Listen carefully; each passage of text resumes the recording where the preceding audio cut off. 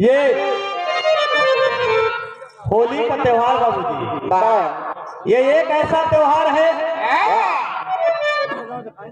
कि दुश्मन भी बाबूजी कितनी भी बड़ी दुश्मनी हो नहु अपन बदला निकाल ले। नहीं मास्टर, ठीक है आज के युग में कहीं कहीं ऐसा भी हो रहा है, आप सही कह रहे हैं, बदल मिलाई सही है, कहीं कहीं धोखा हो जाता है, मगर जो मानवता की बात है, जो सच्चाई है, होली का ऐसा बाबूजी त्योहार है, प्रेम सौहार्द का जो मिलन है बाबूजी। दुश्मन भी बाबूजी अपनी दुश्मनी भुलाकर दुश्मन के दोस्त के गले मिलता है बाबूजी।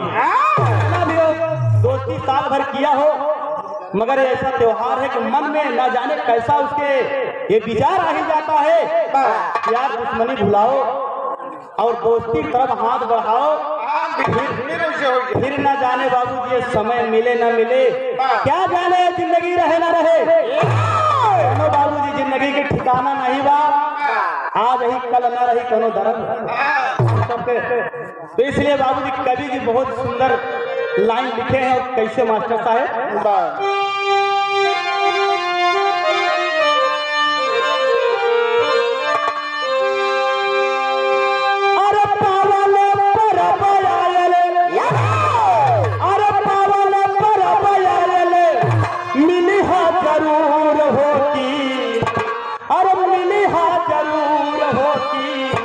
चाहे पारी सबही के एक दिन जरूर होगी, चाहे पारी सबही के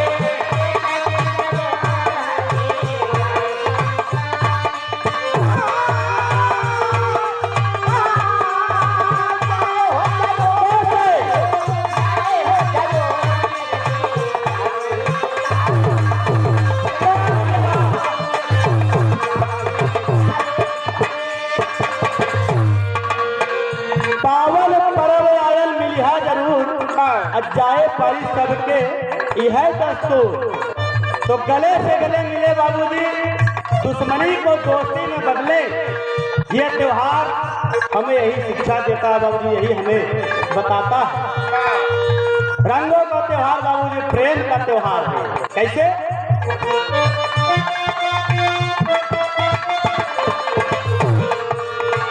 अरे आयते हो हार हार पहिया में डाला,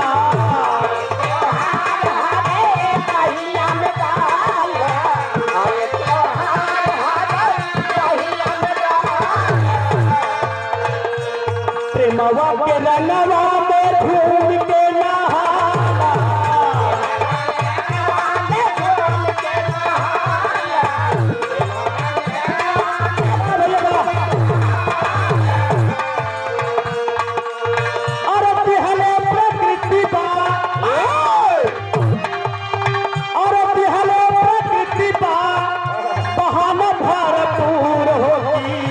चाहे पारी सबही के यह दस्तूर होती। अरे दिया मेरा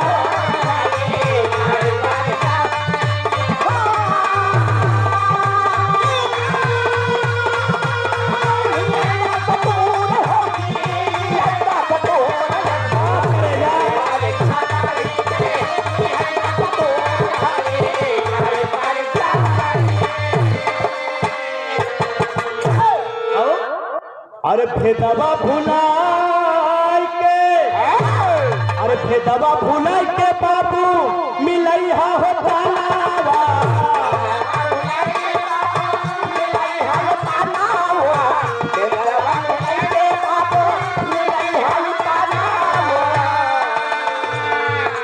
हाँ देखें आदरणीय रविंदर मिश्रा भैया, टेंट हाउस के मालिक आप, इस कार्यक्रम के सहयोगी बाबूजी। अच्छा, बहुत बहुत नमस्ते प्रणाम है, आशीर्वाद की कामना है। अम्माई मैहर वाली तो बाबूजी हमें मिले कर कि दिन दुगनी रात चौगनी टेंट में विकास हो, 101 रुपए का पुरस्कार चरणों में नमस्ते प्रणाम, एक समय तो भैया को नमस्ते प्रणाम होगी। हेलो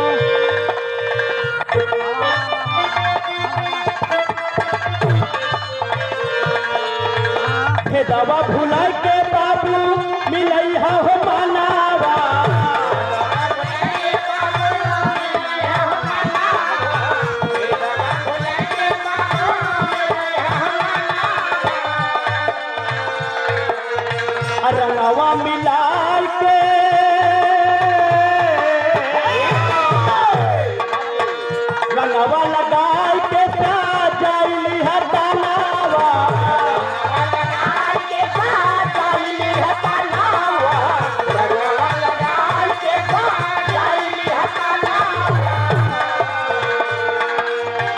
मन से मन मिलाई लिया इस त्योहार में दुश्मनी भुलाई के अब बढ़िया से होली खेले बढ़िया से रंग लगाया ताकि मन में जरा भी बाबूजी चुटकी भर भी घमंड न रहे चुटकी में तनिको सबका सोच न रह जाए दुश्मनी एकदम से निकल जाए ऐसे होली खेला कि आवे वाला कल बाबूजी दुश्मनी की नजर से ना प्रेम की नजर से आप देखें उसे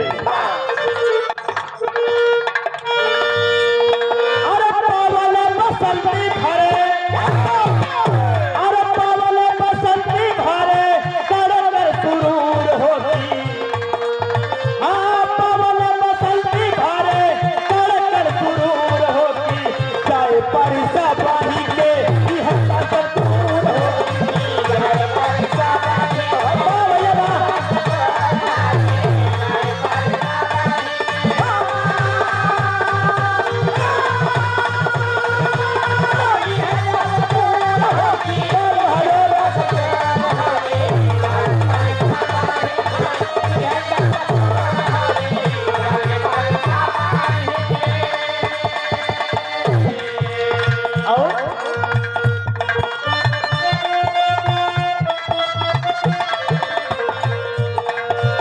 कवन समय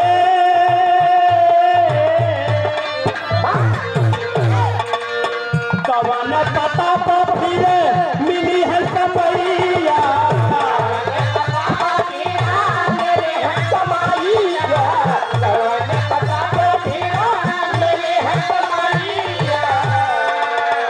मिला अरे मिला बा जवान बाबू हो रहा जवान बाटे हो रहा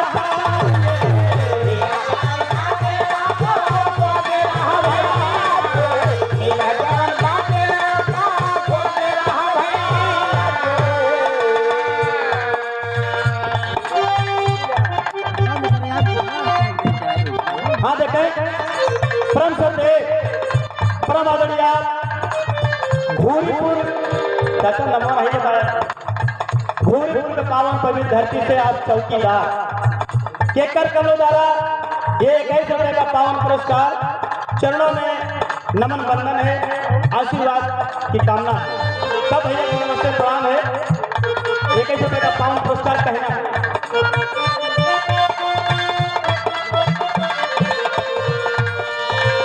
अरे कवन पता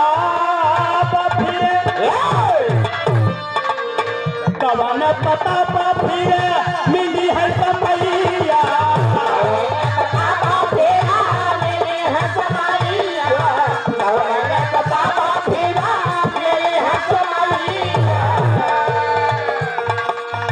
मिला जवन बाटे वो का सज रहा भैया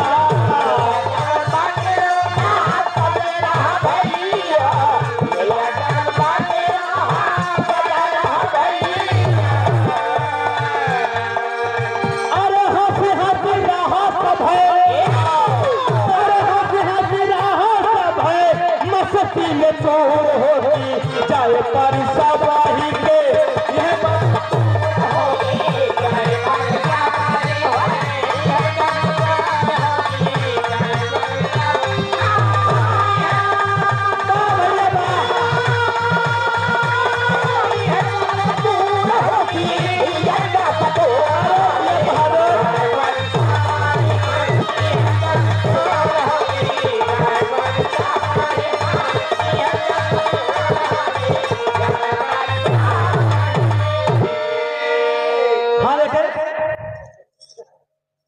आज भी आप आदरी के पावन पवित्र धरती से बाबूजी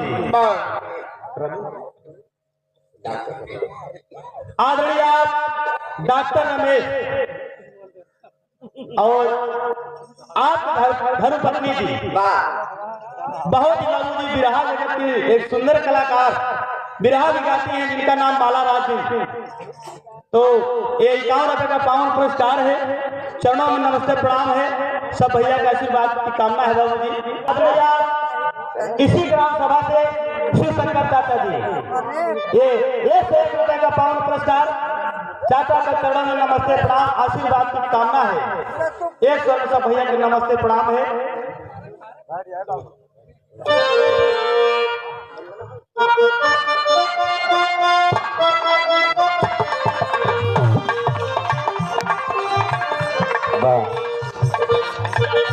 तो एक त्योहार बाबू जी, त्योहार के उपलक्ष्य पे ये होली के माहौल बहुत ही बाबू जी सुनहरा बहुत ही अच्छा लगता है। दिल से दिल मिल जाते हैं। और ये जवाबी विरह का कार्यक्रम कहना है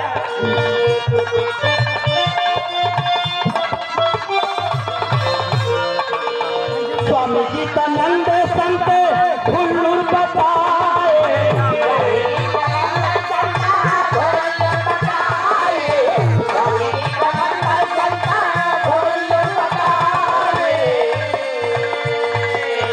रामाधार है दर मधुकर मोहन बताए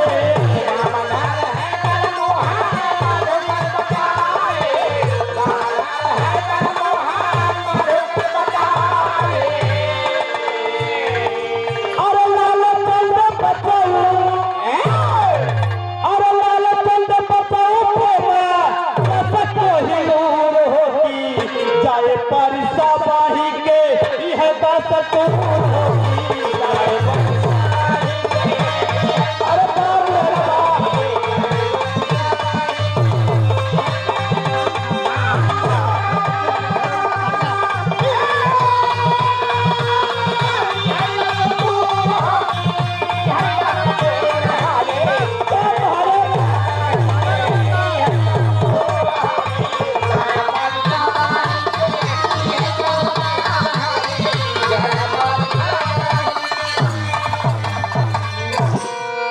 आइए आप सब बड़े